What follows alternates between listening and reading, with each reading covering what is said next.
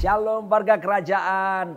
Jumpa lagi bersama kami berdua dalam acara Household of Faith. Nah, kali ini kami akan membicarakan sesuatu yang penting sekali karena ini akan berdampak banyak ya, berdampak luas bahkan dan berdampak bahkan bisa mendunia. Topik apa yang akan kami bicarakan? Apa tentang itu? Sakitnya tuh di sini. Sakit hati. Iya. Wow. Saya teringat waktu saya masih remaja waktu itu, waktu masih muda sekali. Sebenarnya sekarang juga masih muda ya, tapi rambut ini nggak kompromi jadi maunya putih saja. Saya teringat ada satu lagu lama berkata begini. Sakitnya hati ini. Terus dibilang apa? Namun aku rindu. Waduh, kalau saya pikir-pikir ya hebat sekali ya. Udah sakit hati masih bisa rindu. Biasanya loh. benci ya. Ya. Itu mungkin hanya bisa dialami oleh segelintir orang. Iya. Tapi kalau kita renungkan baik-baik yang namanya sakit hati itu. Wow, dalam dunia ilmu kedokteran pun itu dinyatakan bahwa ketika ada orang sakit hati dan ketika dia simpan sakitnya itu, maka secara otomatis tubuh akan mengeluarkan hormon yang negatif. Iya. Dan ketika hormon negatif itu dikeluarkan oleh tubuh dan kemudian akan berdampak kepada kekebalan tubuhnya, imunitasnya akan menurun. Iya. Dan bahkan bisa berujung kepada penyakit yang disebut kanker. Bukan kantong kering loh ya. Tapi kanker yang sesungguhnya. Dan dunia kedokteran itu mengakuinya. Begitu dampaknya sangat buruk sekali. Iya. Kalau pastinya para pemirsa pernah mendengar diabetes. Ya, sakit gula. Sakit gula gitu ya. Ya. Nah, ternyata kalau kita pelajarin penyakit diabetes itu juga menyebabkan seseorang mudah luka. Dan kalaupun sudah luka akhirnya sangat sulit disembuhkan. Ya. Kita melihat bahkan dampaknya orang-orang sampai harus melakukan amputasi. Karena lukanya sulit terjadi sembuh bahkan terus ya kemana-mana. Kenapa sih? Apa yang menyebabkan diabetes itu seperti itu? Nah, rupanya diabetes itu kadar gula yang terlalu tinggi dalam tubuh menyebabkan masalah. Masalah apa sih? Menyebabkan sirkulasi, saraf, juga menyebabkan kekebalan tubuh. Nah, kalau ini terus dibiarkan itu semakin tidak baik. Dan apakah yang terjadi? Ini semua gula darah yang terlalu tinggi ini itu rupanya tempat yang nyaman untuk bertumbuhnya bakteri di dalam tubuh. Sehingga inilah yang menyebabkan sulit sembuh. Karena justru semakin berkembang biak karena bakteri itu nyaman di tempat yang banyak gula darahnya tersebut. Sama juga dengan kehidupan kita. Kalau kita membiarkan sakit hati itu terus dipelihara, ini sama aja, tempat yang subur. Sakit hati terus akhirnya merusak sirkulasi apa? Otak kita, pikiran kita. Yang di dalam pikiran kita bagaimana cara untuk membalas dendam. Bagaimana cara untuk supaya aku bisa memuaskan hatiku dengan menyakiti dia kembali. Nah ini terus akan merusak sirkulasi. Ternyata kalau ini nggak segera diobati, apakah yang terjadi akan menimbulkan luka. Dan luka itu akan terus semakin menganga. Kita melihat diabetes. Kalau diabetes ini juga tidak disembuhkan, apakah yang terjadi? Dia menyebar kemana? Kalau ke mata, bisa glukoma. Akhirnya glukoma mengakibatkan kebutaan. Kalau ke ginjal, dia menyebabkan gagal ginjal. Gagal ginjal terus akan kemana-mana dampaknya. Semua dimulai dari kelihatannya orang menyepelekan, oh diabetes gitu aja ya. Sama sakit hati pun kalau terus dibiarkan akan menyebabkan luka yang semakin menganga, menggerogoti kesehatan pribadi dan juga spiritual jiwa kita. Ya. Wow. Ini ngomong-ngomong jadinya kayak dokter ini ya istri saya ini. Belajar. Semua never stop learning. If you stop learning, you stop growing. Ya. Wow, begitu bahkan bisa terjadi mungkin kalau diabetes tidak menular. Iya. Dia hanya menyebar. Iya. Tapi yang namanya sakit hati ini bisa menular. Iya, Ibrani 12 ayat yang ke-15.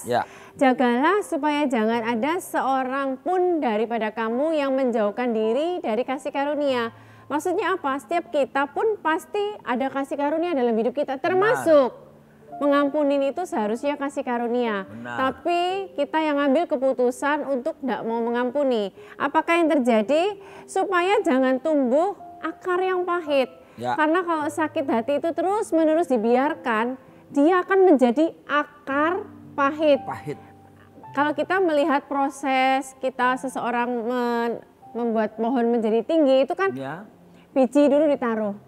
Kemudian dia dia akhirnya terus mati dulu. Baru kemudian ya akarnya mencari makanan sehingga akarnya bertumbuh kuat. Setelah akarnya kuat baru dia akan naik ke atas.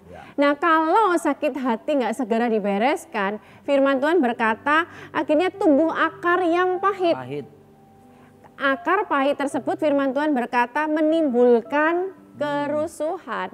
Kalau sakit hati, luka tidak dibereskan, selain menjadi penyakit buat diri sendiri, penyakit jasmani, penyakit jiwani, penyakit spiritual, tapi dia juga akan apa? Mencemari banyak orang.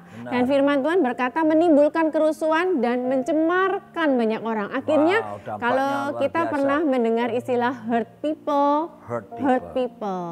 Jadi orang yang luka, kalau nggak melukai orang lain, cenderung melukai baik dengan kata-katanya, baik dengan perbuatannya, karena di sininya sendiri belum beres, belum mau dia disembuhkan. Tapi kita lihat justru film-film itu sekarang diwarnai dengan tindakan balas dendam. Balas dendam karena sakit hati. Pertanyaannya apakah balas dendam itu kalau yang disakitin itu kemudian kita sudah sampai bisa membalas dendam. Pertanyaannya apakah kita puas? Nah, itu yang perlu menjadi jawaban buat setiap kita. Kepuasan kita itu bukan ketika kita bisa lega seperti film-film persilatan ya, zaman seperti dulu ya. Wah, balas dendam sampai keturunan demi keturunan harus membalaskan dendam. Begitu musuhnya mati, apakah kita menerima kelegaan? Karena kebahagiaan itu bukan karena kita bisa membalaskan sakit hati kita, bukan hal itu. Menarik sekali ya. Kita akan melihat di dalam Alkitab beberapa orang-orang contoh dalam Alkitab yang membiarkan sakit hatinya dan tidak segera menyelesaikannya dengan jalan mengampuni tentunya. Pertama kita lihat bagaimana anak daripada Adam dan Hawa. Siapa dia? Kain dan Habil. Kain dan Habil. Tapi yang kita soroti adalah Kain. Kakak ya, anak sulung. Iya. Nah, ketika mereka berdua mempersembahkan korban di hadapan Tuhan, kita tahu persis bahwa korban Habel adiknya diterima karena dari binatang ada korban yang bernyawa. Iya. Karena itu memang keinginan Tuhan. Iya. Tetapi si Kain mempersembahkan dari hasil ladangnya. Dan itu tidak seperti yang Tuhan perintahkan sebetulnya.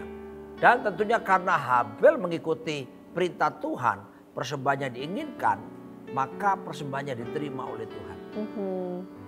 Tetapi Kain persembahannya ditolak.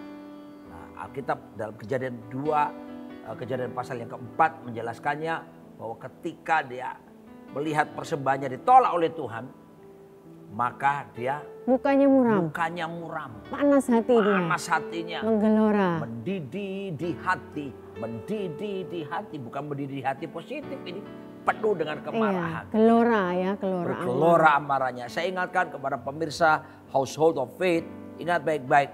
Salah satu tanda kelihatan orang yang sedang sakit hati itu mukanya pasti muram. Seperti firman Tuhan. Ingat ya.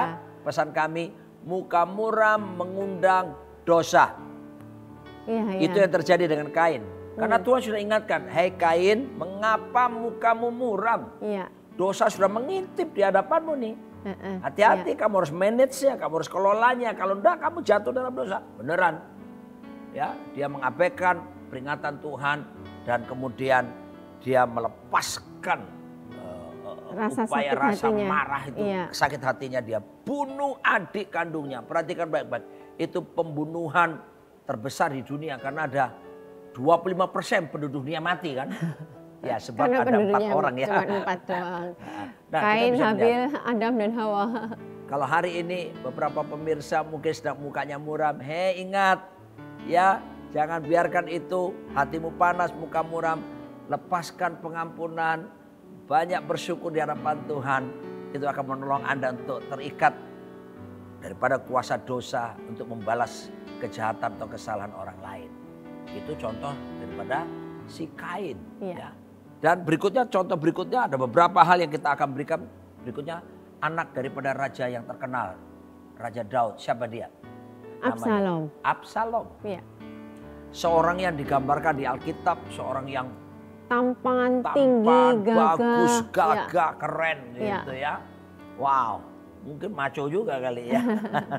Dan kemudian ketika dia berbuat melihat bagaimana adiknya diperkosa. Nah, ini memang sesuatu aib yang datang dari keluarga Daud oleh si kakak, tapi bukan satu ibu. Bukan satu ibu. Diperkosa oleh Amnon. Amnon. Makanya kita perlu setia dengan satu istri gitu ya. Dan kemudian apa yang terjadi? Daud di situ dikatakan Daud marah ketika mendengar bahwa Amnon memperkosa Tamar. Hanya aja penekanannya kalau kita melihat di sini tidak dijelaskan bentuk kemarahan Daud itu seperti apa. Jadi terkesan seperti pembiaran aja, marah tapi tidak jelas bukti kemarahannya itu berupa seperti apa, sehingga timbullah sakit hati kepada ada Absalom. Pembiaran tidak diperhatikan oleh seorang ayah.